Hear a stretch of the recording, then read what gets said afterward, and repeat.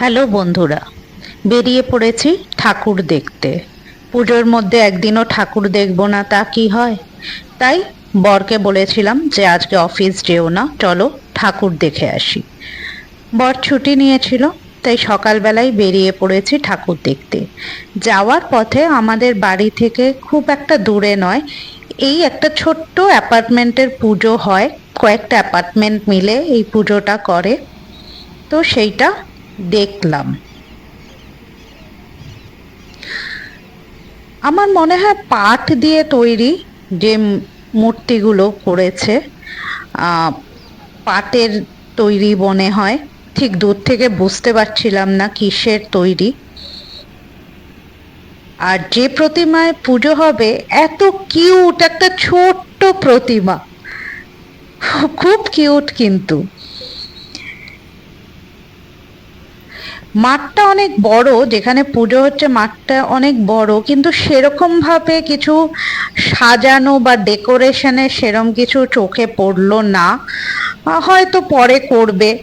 তবে আমি সকালে দেখেছিলাম, তো সকালে সেরকম কিছুই চোখে পড়েনি। শুধু কতগুলো চেয়ার আছে, একটা স্টেজও আছে, হয়তো কিছু প্রোগ্রাম হতে পারে। পৌঁছে গেছি সিআর পার্কে। সকালবেলায় ভিড় কম হবে বলে কালী মন্দিরে ঠাকুরটা আগে দর্শন করে নেব। আগে একটা ব্লগে আমি বলেছিলাম যে কালী মন্দিরে সবচেয়ে আগে দুর্গাপূজা শুরু হয়েছিল চিত্তরঞ্জন পার্কে। ও বলতে তো ভুলেই গেছি কোথায় এসেছি। এসেছি চিত্তরঞ্জন পার্ক, দিল্লি।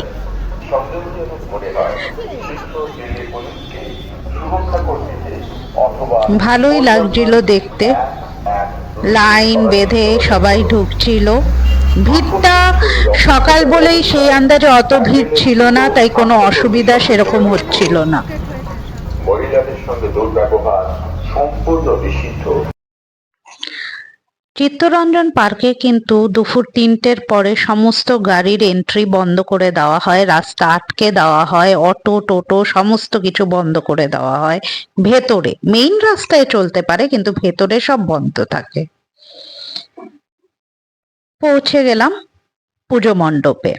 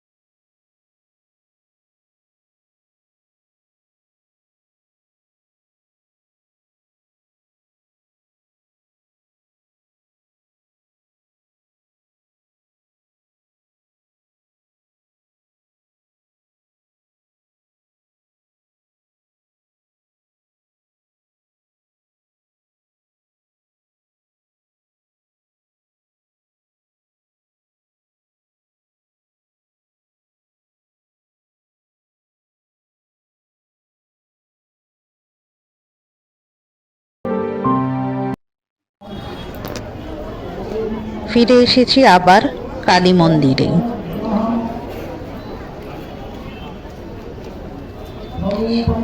এইবার না পুজোটা নিয়ে পুরো ঘেটে রয়েছি, কখন যে সপ্তমীর অঞ্জলি, কোনটা যে অষ্টমীর অঞ্জলি, সন্ধি পুজোর অঞ্জলি, কিছুই বুঝে উঠতে পারছি না। কালী মন্দিরে এসে দেখি এখানে অঞ্জলি চলছে। কোন পুজোর অঞ্জলি, মানে কোন তিথির অঞ্জলি, সেটা বলতে পারবো না। চণ্ডিকে ব্রহ্মরূপিণী সবাই মিলে দাঁড়িয়ে পড়েছে অঞ্জলি দেওয়ার জন্য। মানবহি একৈবত্বম জগত্তত্র দ্বিতীয়াকা তবাপরা তমেব জগতাং ধাত্রী একচালা ঠাকুর, মায়ের মুখটা বহু খুব সুন্দর। শোভমানা তংহি হিমবতী মহেশ্বরী ব্রহ্মশক্তি উমা তংহি দেবানাং জয়দায়িনী নমো পীড়কানাং বিনাশায়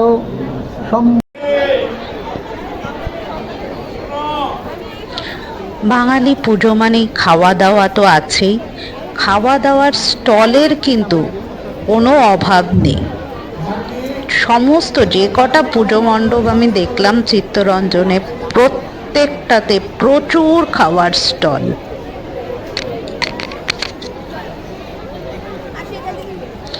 এত রোদ উঠেছিল না, গলা শুকিয়ে গেছিল, তাই মাঝখানে ছেলেকে ভিডিও করতে বলে চলে গেছি ডাব খেতে।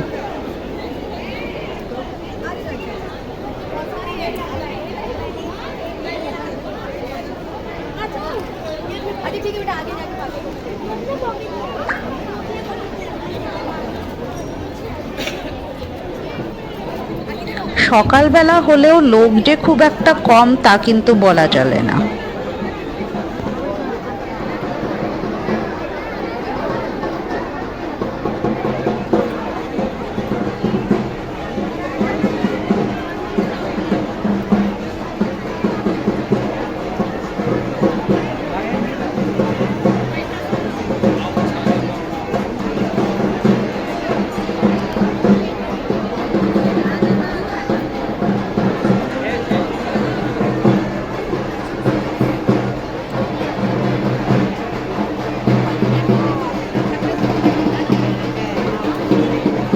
বেলাও বাড়ছিল আর খিদেও পাচ্ছিল, তাই ঠিক করলাম বাইরে কোথাও খেয়ে নেব, কারণ এই দুপুরবেলা স্টল থেকে এরকম খাবার খেলে অ্যাসিডিটি হবেই।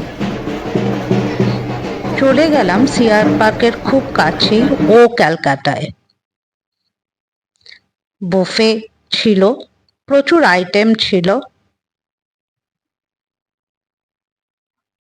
Chicken, mutton, fish fry, kachori, ছোলার ডাল, প্রায় সমস্ত কিছুই ছিল।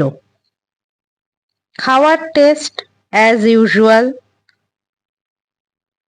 খুব একদম যে একদম খুব ভালো তাও না, আবার একদম খুব খারাপ তাও না।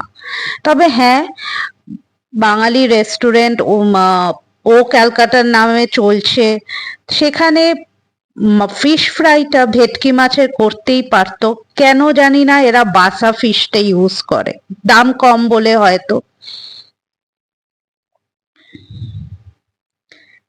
ছিল চিতল মাছের মুইঠা, অনেকে ভালো খায় কিন্তু আমার কেন জানি রাবারের মতন লাগে। মিষ্টি ছিল, মিষ্টি দই ছিল, সবই ছিল। খাওয়া শেষ করে একটু বিশ্রাম নিয়ে চলে এলাম মেলা গ্রাউন্ডের পুজোতে। তখন প্রায় সন্ধে হয়ে গেছে, 5:30 6টা বাজে। এই মেলা গ্রাউন্ডের পুজোটা 49 ইয়ার্স চলছে, এই বছরই 49 ইয়ার্স।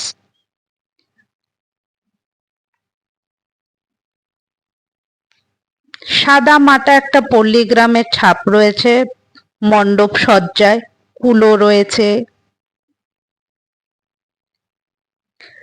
যত সন্ধে হচ্ছে লোকের ঢল কিন্তু তত বাড়ছে, এবং সেটাই স্বাভাবিক। আমরা এই ভিড়টা এড়ানোর জন্যই সকাল সকাল এসছিলাম।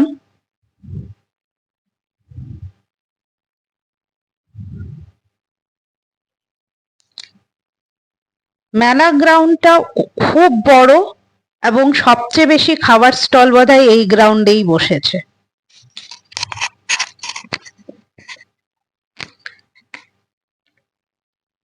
এটা আরেকটা পুজো মণ্ডপ।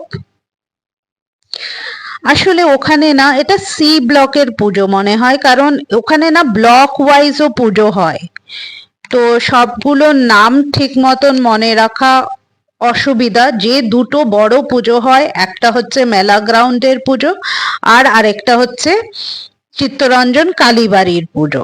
এছাড়াও আরো পুজো হয় বিভিন্ন ব্লকের, এইচ ব্লকের পুজো, সি ব্লকের পুজো, বি ব্লকের পুজো, এরকম ভাবে। মন্দিরটা খুব একটা খারাপ করেনি, তবে যেটা সবচেয়ে অসহ্য লেগেছে সেটা হচ্ছে মা দুর্গার মুখে এত জোরালো একটা আলো ফেলেছে।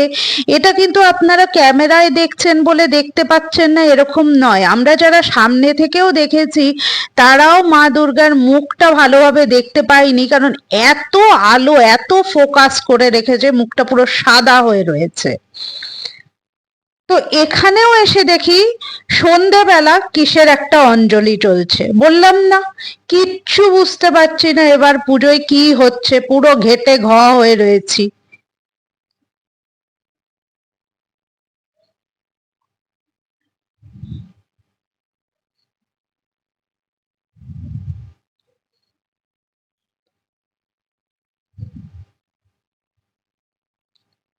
লোকে কিন্তু খাওয়ায় মত্ত হয়ে রয়েছে, মোমো থেকে ধরে ফুচকা, কোনো স্টল খালি নেই।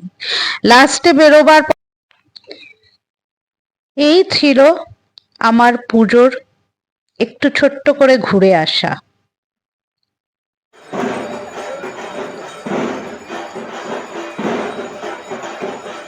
আমার সাথে আপনারাও দেখলেন ছোট্ট করে চিত্তরঞ্জনের দুর্গাপূজা। আশা করি ভালো লেগেছে। আসছি অন্য কোনো দিন, অন্য কোনো